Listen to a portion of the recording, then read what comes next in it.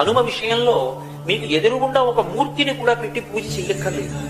భయం వేసింది అనుకోండి, ఎప్పుడైనా ఒక చీపురు పుల్ల తీసి మీకు ఎదురుగుండా రాయి కనపడితే రాయో ఏదో ఒకటి తీసి ఇసుకలోనో నేల మీదో అది పడిందా లేదా ముద్ర కూడా సంబంధం లేదు, హనుమ అని రాసి నమస్కారం చేసి నిలబడితే చాలు, ఉపద్రవం నుంచి గట్టెక్కుతారు అని చెప్తుంది శాస్త్రం.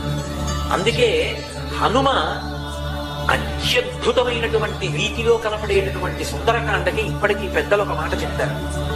ఏదైనా జీవితంలో జటిలమైన సమస్య వచ్చినప్పుడు దాన్ని ఎలా పరిష్కరించుకోవాలో అర్థం కాకపోతే సుందరకాండ పుస్తకం తీసుకొచ్చి అక్కడ పెట్టి రామచంద్రమూర్తికి, సీతమ్మకి, హనుమకి నమస్కారం చేసి ఒక కొత్త చీపురు పుల్లని తెచ్చి కళ్ళు మూసుకుని సుందరకాండలోకి గుచ్చితే ఏ కాగితం దగ్గరికి చీపురు పుల్ల గుచ్చుకుంటుందో అక్కడ సుందరకాండ విప్పి చూస్తే ఈ సమస్యకి పరిష్కారం రామాయణ కథాంతర్గతంగా కలుగుతుంది. ఇది నేను స్వతంత్రంగా